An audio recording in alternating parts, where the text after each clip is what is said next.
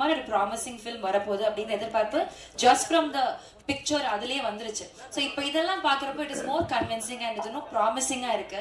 இதை பத்தி நம்ம டிஸ்கஸ் பண்றதை தாண்டி I think the team the cast and crew இதை பத்தி பேசுறதுக்கு நிறைய விஷயங்கள் வச்சிருப்பாங்க.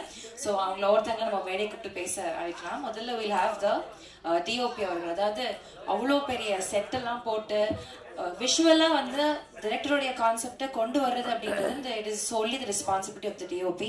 அதை எப்படி அவர் கன்சீவ் பண்ணிக்கிட்டாரு, எப்படி அதை கொண்டு வந்தாரு அப்படின்ற அவருடைய அனுபவங்கள் கண்டிப்பா நம்ம கேட்டு தெரிஞ்சுக்கலாம். So now I invite DOP Arun Padmanabhan on to the stage please. அடுத்தபடியா நம்மளுடைய இயக்குனர் அறிவழகன் அவர்கள். ஆக்சுவலி இந்த படத்துடைய அந்த மேக்கிங் வீடியோ போடுறப்போ I was able to see one thing. அதாவது வெறும் ஸ்கிரிப்ட் நரேஷன், ரைட்டிங் நரேஷன், அதுக்கப்புறம் அந்த டிரெக்ஷன் பார்ட், எக்ஸிகியூஷன் மட்டும் இல்லாம ஐ திங்க் எவ்ரி ஒர்க்ல அவருடைய இன்புட்ஸ் இருந்துகிட்டே இருக்கு. நடிச்சு காட்டுறாரு, கீழே விழுந்து எப்படி அதை பெர்ஃபார்ம் பண்ணும் அப்படின்றதுல இருந்து. ஸோ வாட் எவர் அவருக்கு மைண்ட்ல என்ன விஷுவலா இருக்கோ அதை வெளில கொண்டு வர்றதுக்கு I think is put in a lot of work. And அதே மாதிரி அவருடைய படங்களுடைய வரிசை எடுத்துக்கிட்டாலும் சரி, ஈரம்ல தொடங்கி ஒவ்வொரு படத்துலயுமே அது ஒரு யூனிக் டச், யூனிக் ஃபிளேவர் இருந்துகிட்டே இருக்கு. we can find out this is a magic by him அப்படின்னு சொல்லிட்டு. ஸோ லுக்கிங் ஃபார்வர்ட் இந்த சப்தம்லையும் அப்படி உங்களுடைய மேஜிக்கல் டச் இருக்கும் அப்படின்ட்டு. ஸோ ப்ளீஸ் இந்த கதையை எப்படி கன்சீவ் பண்ணீங்க? சப்தம்ல ஒரு ஹாரர், அதுவும் நம்ம தமிழ் ஆடியன்ஸ்க்கு சம்திங் நியூ, எப்படி வந்து கன்சீவ் பண்ணுங்க, எப்படி ஒர்க் அவுட் பண்ணுங்க, அதனுடைய அனுபவங்கள் ஒரு வார்த்தைகள்ல ஷேர் பண்ணுங்க. it'll be nice. Please over to you sir.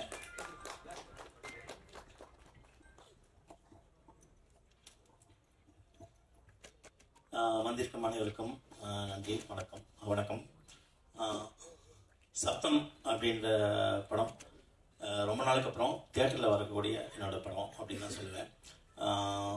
இந்த படம் சப்தம் அப்படின்னு டிசைட் பண்ணதுக்கப்புறம் ஒரு ஹாரர் அப்படின்னு டிசைட் பண்ணும்போது என்ன ஹாரர் பண்ணலாம் அப்படின்னு யோசிக்கும்போது ஈரம் படத்தில் வந்து தண்ணீர் மூலமாக வந்து ஒரு ஹாரர் வந்து கொடுக்கும்போது ரொம்ப கிரிட்டிக்கலாகவும் சரி, கமர்ஷியலாகவும் சரி நல்லா போச்சு அப்படின்னா. ஏன்னா அன்றைக்கி வந்து சோஷியல் மீடியா இல்லாத ஒரு டைம்லேயே எல்லாருமே வேர்ட் ஆஃப் மவுத்தில் வந்து அந்த படம் எந்த அளவுக்கு ரீச் ஆச்சு அப்படின்றது எனக்கு கண்கூட என்னால் வந்து உணர முடிஞ்சுது. ஏன்னா அப்போ வந்து அது ஃபோன் கால்ஸாக இருக்கட்டும், மற்றதாக இருக்கட்டும், சினிமா இண்டஸ்ட்ரியிலேருந்து பப்ளிக்லேருந்து எல்லாருமே எங்கே போகும்போது இன்னைக்கு வரைக்குமே வந்து ஒரு பெரிய ஒரு எல்லாருமே வந்து அப்ரிஷியேட் பண்ணுற ஒரு படமாக இருக்குது.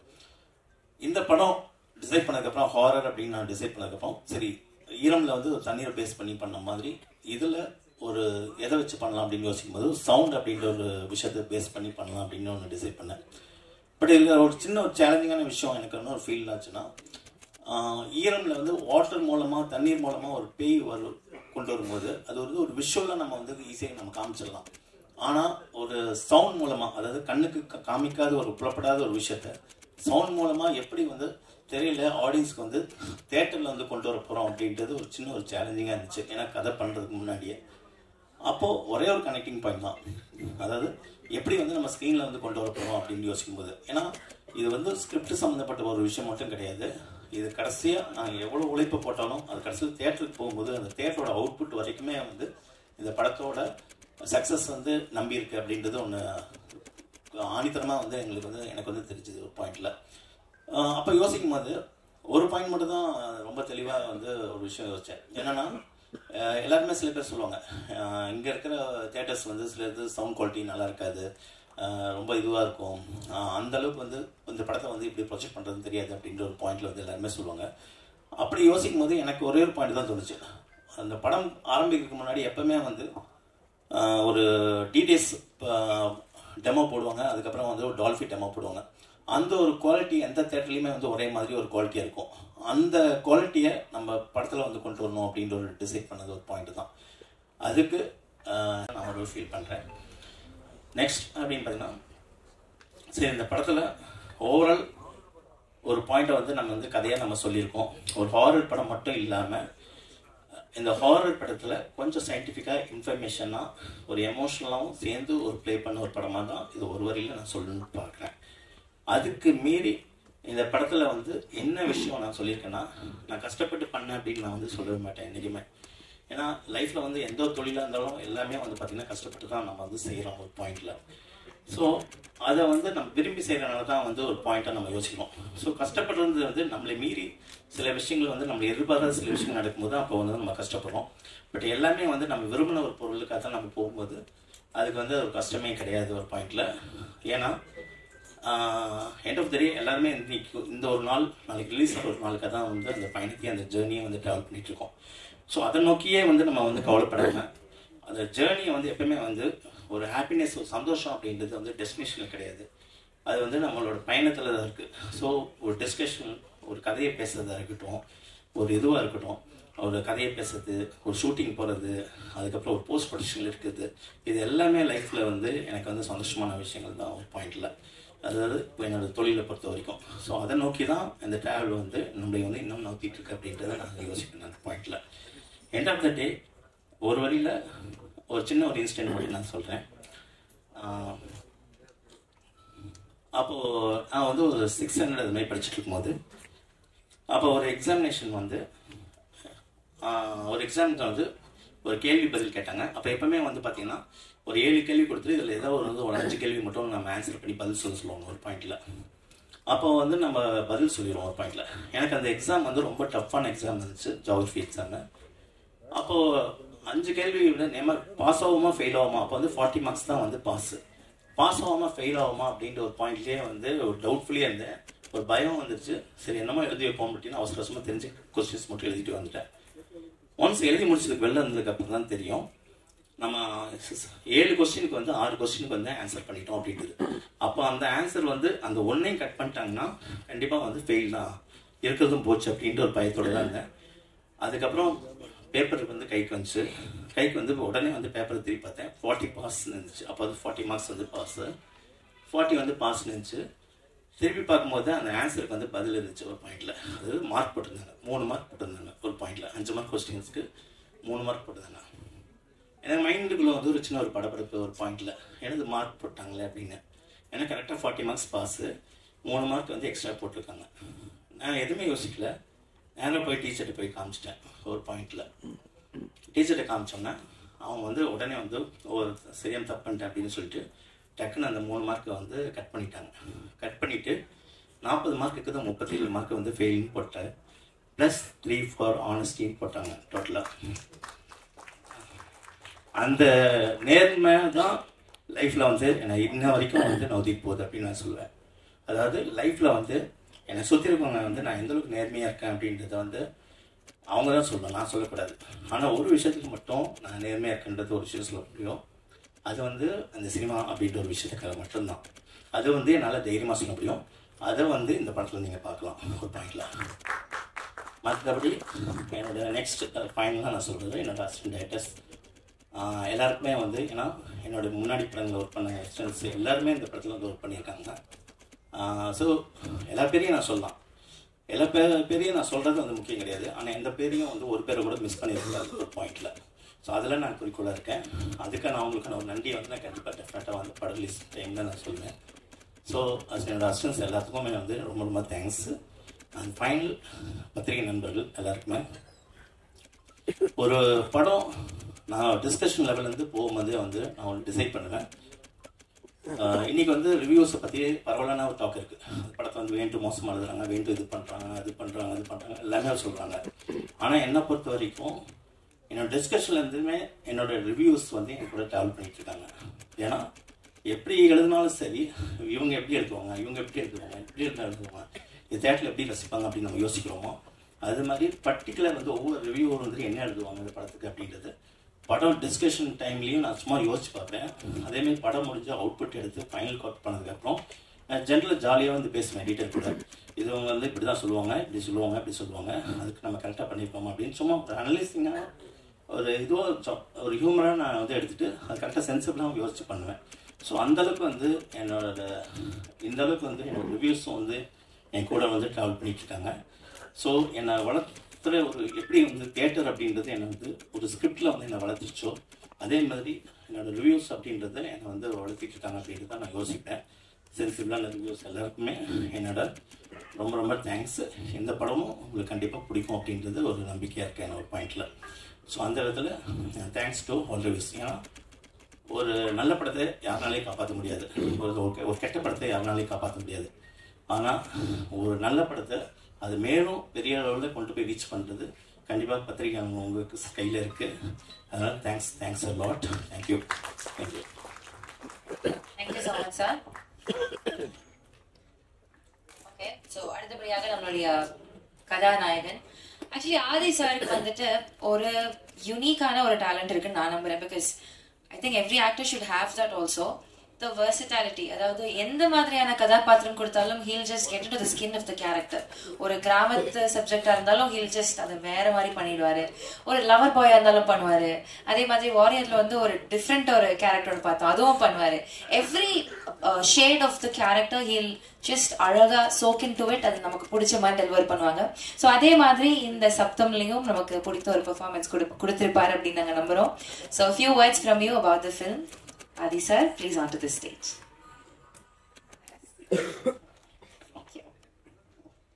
எல்லாருக்கும் வணக்கங்க. ரொம்ப நாள் ஆச்சு பிரசாத் லேப்ல ஸ்டேஜ் மேல நின்று உங்களோட மீட் பண்றது. அடிக்கடி மீட் பண்ணணும்னு ஆசையா இருக்கு. என்ன மேல ஸ்டேஜ் ஸ்பீச் அப்படின்னாலே கொஞ்சம் ஸ்கூல்ல இருந்து அப்படின்னா அதுக்கு எனக்கு முன்னாடி பேசுற வேலை பயங்கரமா பேசிட்டு எமோஷனல் ஆகி சூப்பரா speech. Very very nice, straight from the heart. சப்தம் இது ஃப்ரெண்ட்ஸ் கிட்ட ஷேர் பண்ணிக்கும் போது இந்த மாதிரி சப்தம்னு ஒரு ஹாரர் படம் பண்றேன் அப்படின்னு சொல்லும்போது அவங்களோட பெர்ஸ்பெக்டிவ்ல வந்துட்டு ஏன் மச்சான் எதுக்கு ஹாரர், எதுக்கு பண்ணக்கூடாது, இல்ல ஹாரர்னாவே வந்துட்டு ஒரு ஒரு டக்குன்னு கொஞ்சம் கம்மியா பாக்குற ஒரு கண்ணோட்டம் உண்டு இல்ல. ஸோ அந்த மாதிரி எதுக்கு சூஸ் பண்றேன். அவரும் இந்த படத்தில் வந்து ஒரு ஃபுல் பிளாக் இருக்கட்டும், கிளைமேக்ஸ் பிளாக் இருக்கட்டும், அந்த சேஸ் அப்படின்றத ரொம்ப அருமையாக பண்ணியிருக்காரு. ஒரு ஷார்ட் டியூரேஷனில் அவருக்கு என்னோட தேங்க்ஸ் சொல்லிக்கிறேன். Yes, thank you sir. So just to set the mood, நான் வந்து 2 கேள்வி மட்டும் கேட்டுக்கிற ப்ரிவிலேஜ் எடுத்துக்கிறேன். அதுக்கப்புறம் நீங்க கண்டிப்பா கேள்வி கேட்கலாம். At least one I will start with. Okay இல்லையா? கேட்கலாம்ல? ஒரு கேள்வி கேட்டுக்கிறேன். ஓகே. ஸோ சார், ஈரம் படத்துல வந்து கேட்கலாம்ல? சோ ஈரம் படத்துல வந்து நிறைய ரிசர்ச் இருந்திருக்கும் நீங்க பண்றப்ப. பிகாஸ் அது எங்களுக்கு ரொம்ப புதிய கதை. இன்ஃபேக்ட் உங்களுக்குமே ஒர்க் பண்ற புதுசா இருந்திருக்கும். சோ சப்தம் அப்படின்னு ஒரு சவுண்ட் ஹாரர்ல ஒர்க் பண்றப்போ என்ன மாதிரியான ரிசர்ச் ஒர்க் இதுக்குள்ள இருக்கு சார்? இது என்னோட ஹாரர் அப்படின்னு பார்க்கும்போது ஒரு ரியலிஸ்டம் பேஸ் தான் பண்ணுவேன். ரொம்ப வந்து நம்ப முடியாத சில விஷயங்கள் அப்படின்றது எடுத்துட்டு போறது கிடையாது. அது ஒரு ஹாரர் அப்படின்றது ஒரு ஃபேண்டசியா இருந்தாலும், ஒரு பேய் படம் அப்படின்றது ஃபேண்டசியா இருந்தாலும், ஒரு நம்பக்கூடிய சில விஷயங்களை வச்சுதான் ஒரு கதையை டிரைவ் பண்ணிட்டு எடுத்துட்டு போகணும்னு நினைப்பேன். அப்படி எனக்கு யோசிக்கும் போது எல்லாருமே படங்கள் வந்து எனக்கு புக்ஸும் டாக்குமெண்ட்ரிஸ் அப்படின்றது தான் வந்து எனக்கு ரொம்ப வந்து அதிகமாக யூஸ் ஆச்சுன்னு நான் சொல்வேன். அது உண்மைக்கு அருகாமையில இருந்து எடுத்துட்டு போற ஒரு விஷயத்த. ஸோ அப்படிதான் இந்த படத்துல வந்து நான் ரிசர்ச் பண்ணேன் அப்படின்றத நான் சொல்லுவேன். ஸோ இது பின்னாடி ஒரு உண்மை சம்பவம் இருக்கா? இல்ல, உண்மையில பல விஷயங்கள் சேர்ந்த ஃபேக்ட்ஸ் இருக்குல்ல, உண்மை எலிமெண்ட்ஸ் இருக்குல்ல, உண்மை எலிமெண்ட்ஸ் எல்லாம் சேர்த்து ஒரு கதையை பண்ணதான் இது ஒரு பாயிண்ட்ல. Thank you sir. சார் ஹரிவன் சார், பேய் பிசாசுனாலே இங்க பொதுவா நிசப்தமான ஏரியாவில தான் அதிகம் சுழண்டடிக்கும். நீங்க சப்தம் பேர் வச்சிருக்கீங்களே, தமன் இருக்கிறதுனால வச்சிட்டீங்களோ? இல்ல இல்ல, தமன் அப்படின்றது மியூசிக்கான விஷயம். சப்தம் அப்படிங்கும்போது ஏன்னா ஒரு இடி இடிக்குதுன்னு வைங்க, நமக்கு ஒரு பயம் வருது இல்ல. திடீர்னு வந்து யாராவது நீங்க தனி ரூம்ல இருக்கும்போது நம்மளுக்கு ஒரு கதை படான்னு எதுவுமே இல்லாம சாக்கும் போது ஒரு சின்ன ஒரு பயம் இருக்குல்ல, அந்த ஒரு பயம் தான் இந்த படத்துல வந்து ஒரு சப்தத்தை வச்சு நான் பண்ணியிருக்கேன் ஒரு பாயிண்ட்ல. ஹீரோ சார், ஆதி சார், நீங்க ஒரு அழகான ஹீரோயின் வந்து நிக்கி கல்யாணி கல்யாணம் பண்ணீங்க. கல்ராணி சார், நிக்கி கல்ராணி. ஓகே, இந்த படத்தோட பேக்ரவுண்ட்ல எங்கேயுமே ஹீரோயின் இல்ல. நீங்க பேசும்போதும் சரி, டைரக்டர் பேசும்போதும் ஹீரோயின் படத்துல 3 பேர் இருக்காங்க நினைக்கிறேன். யாரை பத்தியும் பேசல. ஏன், என்னாச்சு? ஹீரோயின் உங்களுக்கு ஹீரோயின் யாரும் புறக்கணிக்காங்களா? இது அதுக்கான படம் கிடையாது சார். ஹீரோக்கே ரெக்கையை போட்டாங்க பாருங்க. இது அந்த ஹீரோ ஹீரோயின் அப்படிப்பட்ட படமா இருந்தா கண்டிப்பா பண்ணிருப்பாரு. இந்த கான்செப்டை கன்வே பண்ணணும்னு ஒரு போஸ்டர் டிசைன் சார். அடுத்த படத்துல கண்டிப்பா ஹீரோயினோட மெயினா என்னன்னா, இப்போ வந்து ஃபார் எக்ஸாம்பிள் சின்னன் லைலா அப்படின்றது வந்து ஒரு அப்போ வந்து எவ்வளவு பெரிய முன்னணி நடிகைகள் இன்னைக்கு வரைக்கும் ஒரு மதிப்பு மரியாதை அவங்கள்ட்ட இருக்கு அப்படின்றது உங்களுக்கு நல்லாவே தெரியும் ஒரு பாயிண்ட்ல. ஸோ இந்த கதைக்குள்ள வராங்க அப்படின்னா அவ்வளோ சீக்கிரம் ஈஸியாக வந்துட மாட்டாங்க ஒரு பாயிண்ட்ல. அதாவது அந்த கதைகள் வந்து ஓகே பண்ணி வர்றது அப்படின்றது. ஸோ எத்தனை காட்சிகள் அப்படின்றத விட என்ன மாதிரியான கேரக்டர், எந்த மாதிரியான ஒரு ஆழம் இந்த டெப்த்துக்குள்ள வந்து அந்த கதைக்குள்ள இருக்கு அப்படின்னு உள்ள வருவாங்க. அப்படிதான் 2 பேருமே வந்து ஓகே சொல்லி இந்த கதைக்குள்ள வந்திருக்காங்க. ஸோ ஃபர்ஸ்ட் முதல் முறையா வந்து சிம்ரன் அவங்களும் சரி, லைலா அவங்களும் சரி, முதல் முறையா வந்து ஒரு ஃபர்ஸ்ட் கான்டாக்டே வந்து இந்த கதை படத்து மூலம் தான். ஆனால் படத்துக்கான முழு உழைப்பையும் வந்து அவங்க வந்து சூப்பராக கொடுத்துருக்காங்க ஒரு பாயிண்ட்ல. இன்னைக்கு வந்து ஃபர்ஸ்ட் அந்த அவுட்புட்டும் பார்த்துட்டாங்க. இன்ன வரைக்கும் வந்து ஒரு பெரிய ஒரு வெல்விஷரா இன்னொரு படத்தை வந்து பாராட்டி அது நல்லா கண்டிப்பாக டெஃபினட்டாக வந்து ஆடியன்ஸ் எடுத்துகிட்டு போவோம் அப்படின்றது 2 பேரோட என்கரேஜ்மெண்ட்டும் இந்த படத்துக்கு இருக்குது ஒரு பாயிண்டில். ஸோ கரெக்டான டைமில் நாங்கள் எல்லாருமே வந்து மீட் பண்ணுவோம் ஒரு பாயிண்டில். சார் ஆதி சார் சார் கல்யாணத்துக்கு முன்னாடி ஈரம்ங்கிற பேய் படத்தில் நடிச்சிங்க, கல்யாணத்துக்கு அப்புறம் சப்தம் பேய் படத்தில் நடிச்சிருக்கீங்க. ரெண்டுத்துக்கு என்ன டிஃபரன்ஸ் பாக்குறீங்க? அதாவது கல்யாணத்துக்கு முன்னாடி பேய் படம், கல்யாணத்துக்கு அப்புறம். அதான் சொன்னல சார், கல்யாணத்துக்கு முன்னாடி பேய்ல நம்பிக்கை இல்ல, கல்யாணத்துக்கு அப்புறம் இல்ல சார், நீங்க நினைக்கிற மாதிரி இல்ல சார். டைரக்டர் சார், படம் பிரமாதமா பண்ணிருக்கீங்க, எல்லாம் நல்லா பிரமாதமா இருக்கு. சப்தம்னு அந்த டைட்டில் வந்து பளிச்சுன்னு தெரியுற மாதிரி மக்கள் ரீச் ஆகுற மாதிரி இல்லையே. எழுத்து இல்ல என்னன்னா இப்போ ஒரு அந்த ஒரு கேள்வியே வருது இல்லை ஒரு பாயிண்ட்ல. ஸோ அதுக்காக வந்து நம்மளுக்கு புரியாமல் இருக்கக்கூடாது. ஏன்னா எண்ட் ஆஃப் த டே வந்து எல்லாமே ஆடியன்ஸ்கிட்ட போய் சேர்க்கணும் அப்படின்றதுக்காக ஒரு படம் பண்றோம். அதே நேரத்தில் ஒரு பாயிண்ட் வந்து நம்ம ஒரு கிரியேட்டிவிட்டி பாயிண்ட் இருக்குல்ல ஒரு விஷயத்த, அந்த விஷயத்த வந்து அழகாக வந்து சத்தம், இப்போ சில பேர் நோட் பண்ணி சொன்னாங்க சத்தம்ன்றது அந்த ஃபாண்ட்லேயே வந்து சூப்பராக பண்ணிருங்க. ஸோ அந்த பாராட்டும் நம்ம எடுத்துக்க வேண்டியது இருக்கு. அல்ல அந்த இதுக்கு இது கொடுத்து தான் வந்து மதிப்பு கொடுத்து தான் வந்து ஃபர்ஸ்டே சொன்னாங்க எங்களுக்கு படிக்கிறதுக்கு முடியலன்னு. அப்போ தான் ஸ்பாண்டை வந்து இன்னும் கொஞ்சம் பெருசு பண்ணோம். நாங்கள் பெருசுனா கொஞ்சம் இன்னும் புரியுற மாதிரி கொஞ்சம் பண்ணோம் ஒரு பாயிண்ட்ல. அதுக்கு மதிப்பு கொடுத்து நாங்கள் ஒன்று பண்ணியிருப்போம் ஒரு பாயிண்ட்ல. சார் சார் படத்துல வவ்வாலுக்கு என்ன பங்கு இருக்கு? படத்துல வவ்வால் கண்டிப்பா ஒரு பங்கு இருக்குங்க ஒரு பாயிண்ட்ல. அதாவது சத்தம் அப்படின்ற ஒரு பாயிண்ட்டுக்கும் வவ்வாலுக்கும் பேய் படத்துக்கான ஒரு சின்ன ஒரு கனெக்டிங் பாயிண்ட் வந்து இந்த படத்துல கொடுத்துருக்கோம் ஒரு பாயிண்ட்ல. அது கண்டிப்பா சும்மா ஒரு படத்துக்காக வந்து சும்மா சம்மந்தம் இல்லாம யூஸ் பண்றதில்ல. ஒரு பேய் படம்னா உடனே வவ்வால் யூஸ் பண்ணிருக்கோம் அப்படின்றது கிடையாது. ஒரு பேய் படம் தான் வந்து வவ்வால், இடி, மின்னல், அதுக்கப்புறம் எல்லாமே காமிப்போம். ஒரு பாலடைஞ்ச பங்களா அப்படின்றது அது அப்படிலாம் இல்லாம இந்த வவ்வால் அப்படின்றது வந்து ஒரு பாயிண்ட்ல வந்து கரெக்டான ஒரு மீனிங்ஃபுல்லா கொடுத்துருக்கோம் ஒரு பாயிண்ட். சார் ஈரம்ன்ற படத்தில் வந்து ஒரு தண்ணியில் வச்சு பண்ணிடுங்க. இப்போ இதில் வந்து இந்த வவ்வால் சம்மந்தப்பட்ட எல்லாத்தையும் வச்சு பண்ணுறீங்களா? அதனுடைய என்ன கதை சொல்லுங்களேன். கதை உங்களுக்கு டெய்லரில் கொஞ்சம் சொல்லியிருக்கோம். இந்த கதையை வந்து செலக்ட் பண்ணி எடுத்து செலக்ட் பண்ண காரணம் தான் எப்படின்னா வந்து எல்லா டயத்துக்கும் வந்து ஒரு சின்ன ஒரு அடையாளத்தை வச்சுட்டு போவோம்.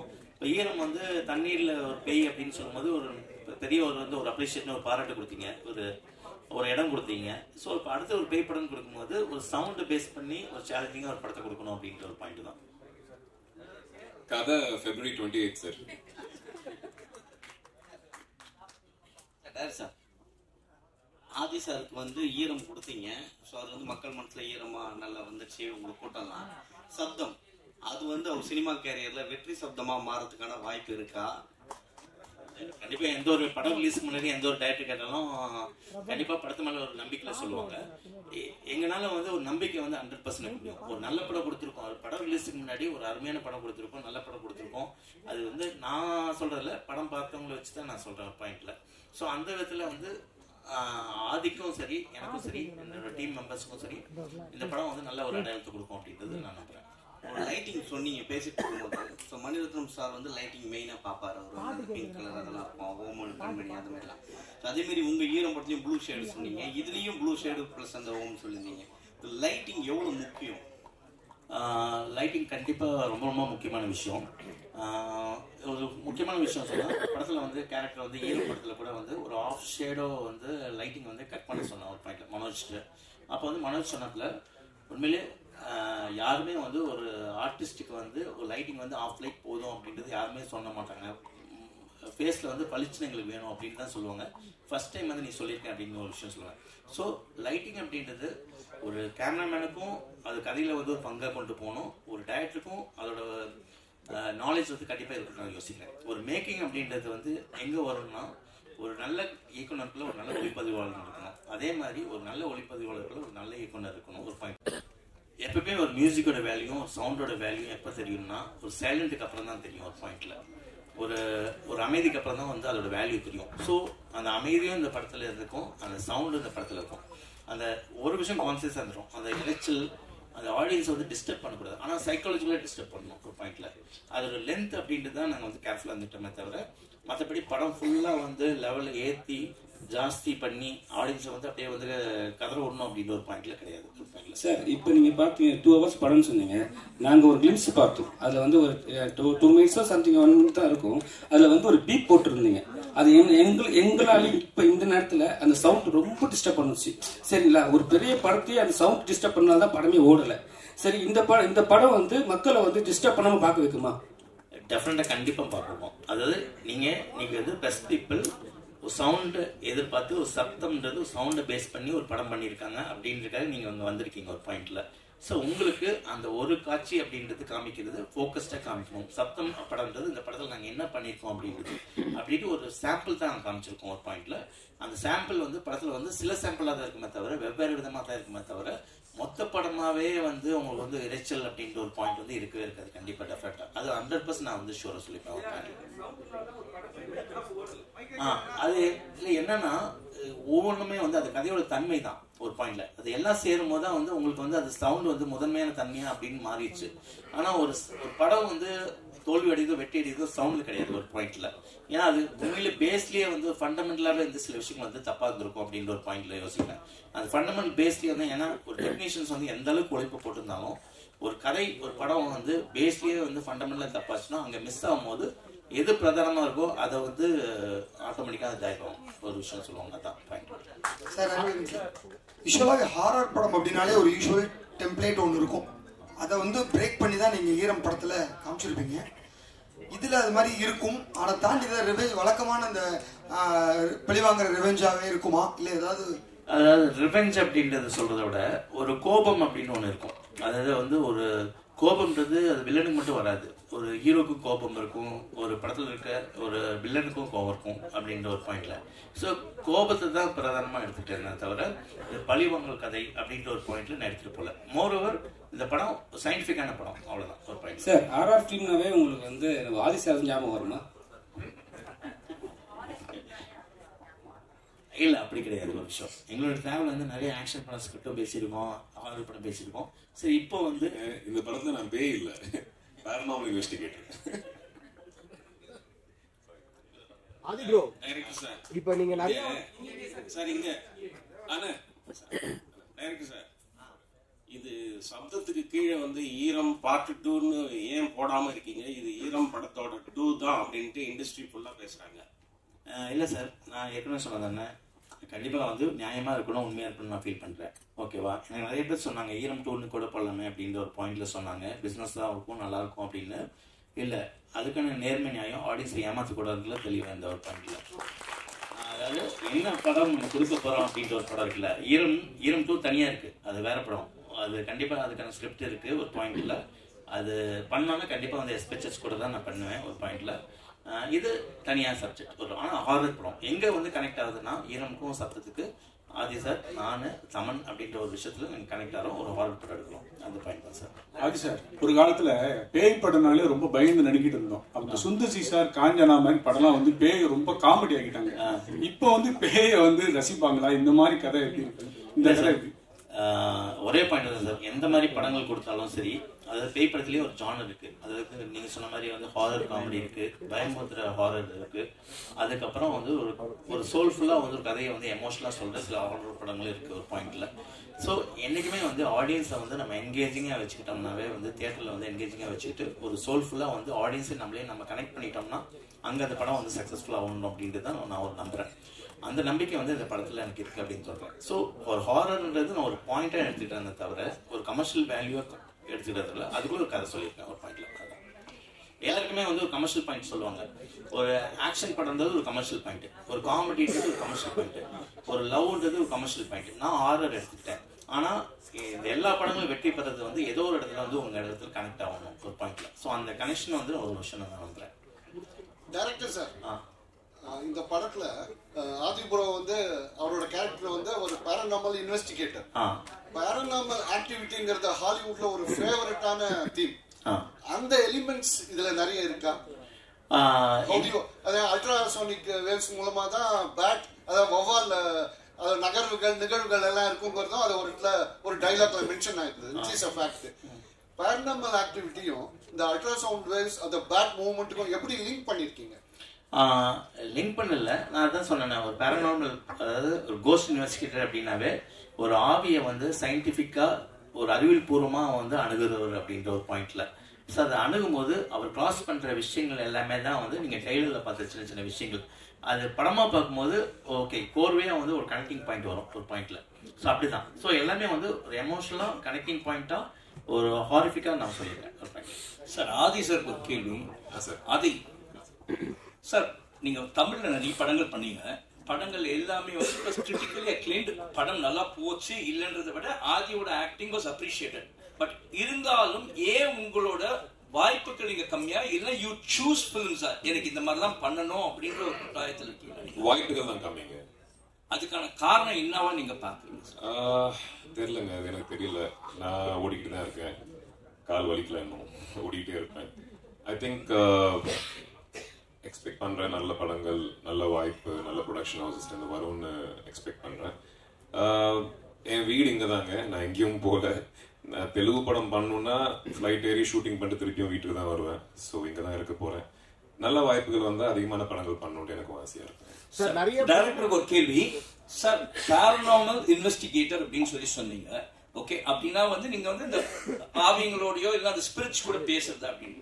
பட் என்ன பொறுத்த வரைக்கும் நான் ஒண்ணே கேட்கறேன் sir, isn't it a cruelty to the spirits ன்ற மாதிரி பார்க்க கூடாதா?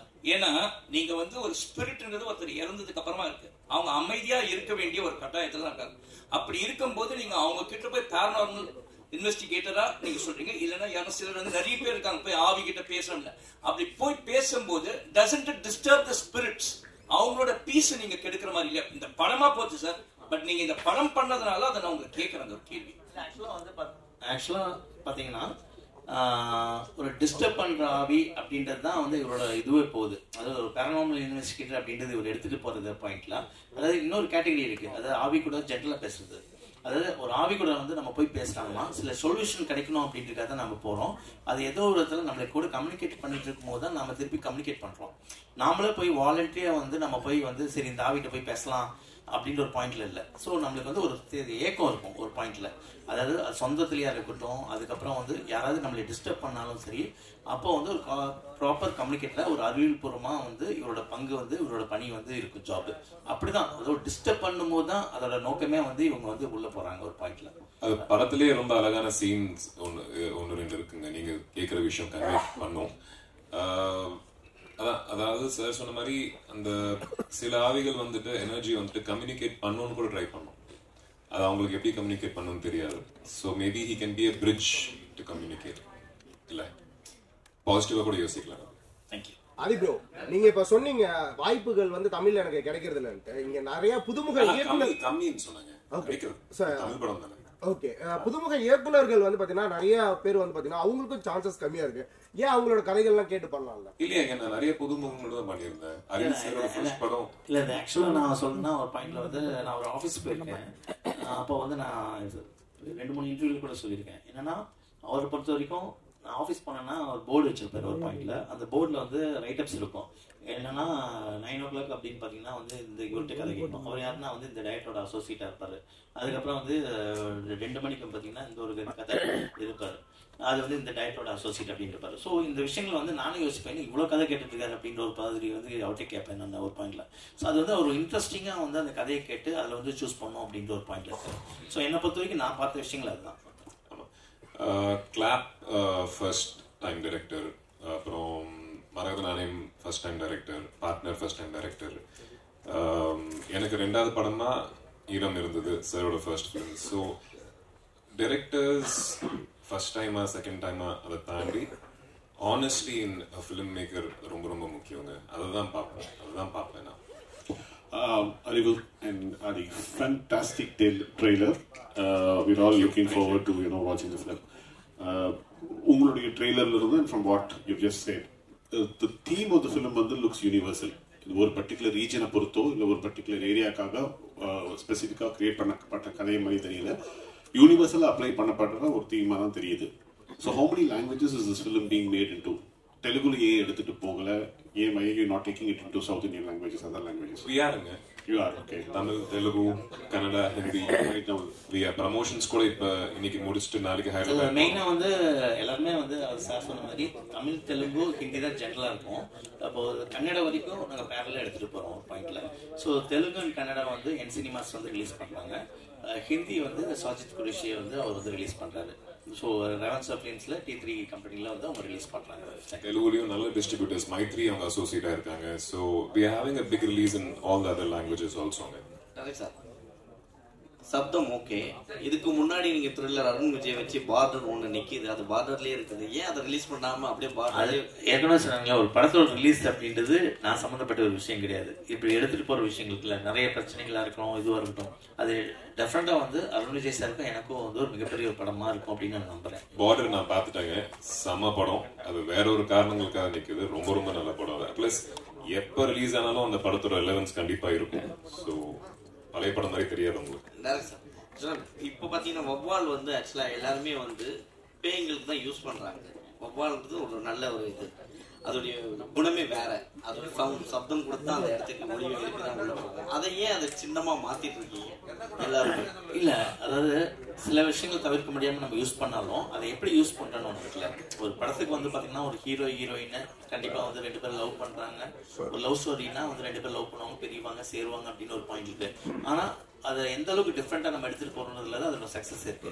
இப்போ அந்த வவ்வால் அப்படின்றது வந்து ஒரு பேய் படம் ஒரு சிம்பிளா இருந்தாலும் நாம என்ன இந்த படத்துல வந்து யூஸ் பண்ணிப்போம், எப்படி யூஸ் பண்ணிப்போம் அப்படின்னு அந்த விதத்துல இது வேறுபடும் ஒரு பாயிண்ட்.